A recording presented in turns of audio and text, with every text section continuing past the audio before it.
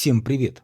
Вы на канале Реальный Харьков или Настоящий Харьков, кому как больше нравится. Сегодня познакомлю вас с историей Большой Даниловки, как появился один из самых старых исторических районов Харькова.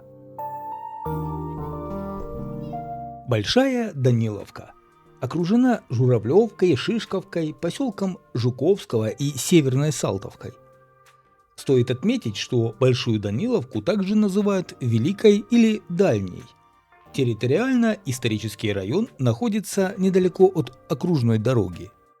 Точное время возникновения Даниловки неизвестно.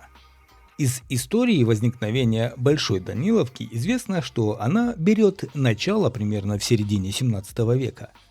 Тогда территория была хутором. Возможно, ранее или одновременно с основанием современного Харькова. Со временем хутор стал войсковой слободой, каковой и оставалась Большая Даниловка до конца 18 века. В 1655 году появился первый местный храм великомученика Георгия. За ним в 1726 году храм Георгия Победоносца, который спустя 3 года перестроили. После него построили деревянный храм, который продержался до второй половины 19 века. Население Великой Даниловки в 1779 году, согласно ведомости, из каких именно городов и уездов Харьковское наместничество составлено и сколько было в них душ на 1779 год, было довольно большим. 835 войсковых обывателей и 51 владельческая подданная душа. Учитывались только мужчины. Женщин не считали, так как они не платили налогов. Большая Даниловка была 6-м населенным пунктом Харьковского уезда после Дергачей, Мерев и Липцев, русских и черкасских тишков. Исторический район начал развиваться в конце 19 века. Болото в пойме реки Харьков засыпали и начали строить новые дома. До Второй мировой войны здесь было уже 1500 дворов. На тот период создали сельский совет, построили новую трамвайную линию до Померок, а потом с конца октября 1941 года до середины февраля 1943 и с начала марта 1943 до середины августа 1943 года был оккупирован поселок войсками Третьего рейха и его союзников. В августе 1943 года самой первой окончательно освобожденной от оккупации частью нынешнего Харькова стала как раз таки Большая Даниловка. Правда, частично, за 11 дней до освобождения центра города. Нагорный район, центр, запад и восток города тогда были освобождены от вермахта только 23 августа. Послевоенные годы трамвайную линию и часть поселка восстановили. По рассказам местных старожилов, во время Второй мировой войны река была судоходной. По ней даже ходили немецкие катера. Сейчас река уже не такая глубокая, но все равно является отличным местом отдыха.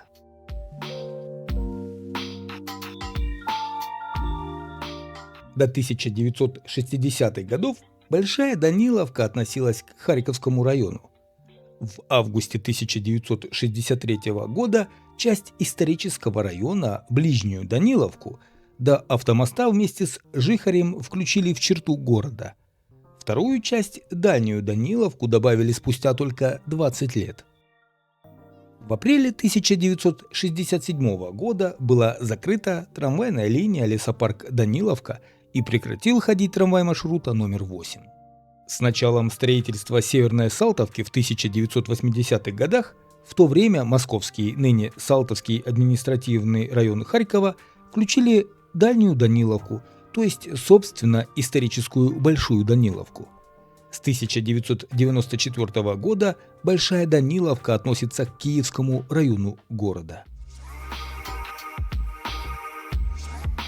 С 2022 года в ходе полномасштабного российского вторжения в Украину район Большая Даниловка подвергается обстрелам.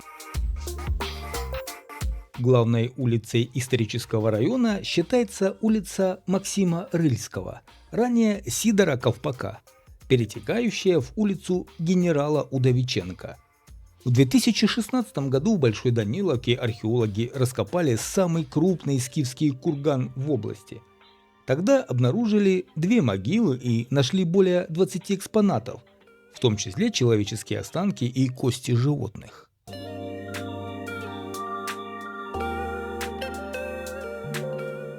Кстати, улица Сидора Ковпака, сегодня Максима Рыльского, правый берег реки, считается ближней Даниловкой, которая является более молодой, чем весь поселок. Эта часть была застроена уже ближе к XIX веку. Именно в селе Большая Даниловка Харьковского уезда впервые была рассказана легенда о казаке Харько в далеком 1829 году от слепого 104-летнего старика. Казака Харько, по легендам, считают основателем города. Пару лет назад в Большой Даниловке возле одного из дворов заметили интересную коллекцию из инопланетных камней, мистических кукол с надписями, объяснениями и загадочных фигур.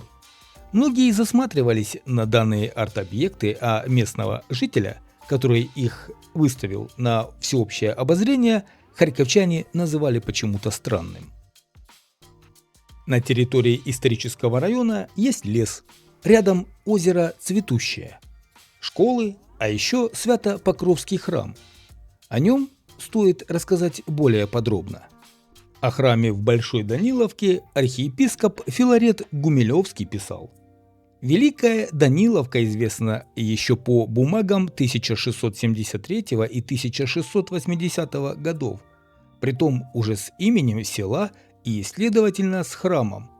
Первый Даниловский храм великомученика Георгия построен был около 1655 года. Это был большой пятиглавый каменный храм с 3 престолами. В 1927-1933 годах этот храм стали разрушать. С колокольни были сброшены колокола вместе со звонарем. В 1944-1946 годах храм был взорван. Остатки кирпича были использованы для строительства дороги к воинской части. Здание, в котором сейчас находится храм Большой Даниловки, было построено еще в XIX веке. До 70-х годов XX века в нем находилась школа. С середины 70-х до 1985 года здание занимал местный клуб и отделение милиции. После чего помещение было передано объединению «Промтовары-1» и столярному кооперативу. Затем, по просьбе жителей Даниловки, исполком Киевского района Харькова передал часть здания православной общине. Первый молебен был совершен 14 октября 1990 года. В середине ноября 1990 года комната, занимаемая столярным кооперативом, была освобождена и закреплена за общиной. В конце 1990 года преснопамятный митрополит Харьковский и Богодуховский Никодим осветил эту часть здания и совершил первую божественную литургию. Но еще долгие 3 года в одном здании размещались православный храм и Промтовары-1. Только в феврале 1993 года все здание перешло в ведение Покровской общины. В храме имеются иконы, особо почитаемые прихожанами. Икона Божьей Матери, Скоропослушница, Почаевская, Озерянская, Казанская, икона Георгия Победоносца, Песчанская, Ахтырская икона и другие.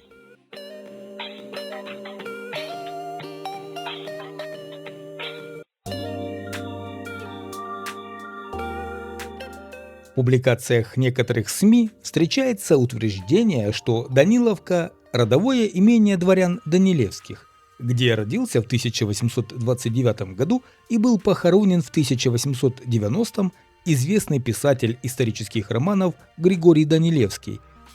Это не так. На самом деле наследственное имение Данилевских и конкретно Григория – Даниловка, но не Харьковского, а Изюмского уезда Харьковской губернии. Сегодня Большая Даниловка – это часть города Харькова и пригорода, в которой преобладает частная многоэтажная застройка.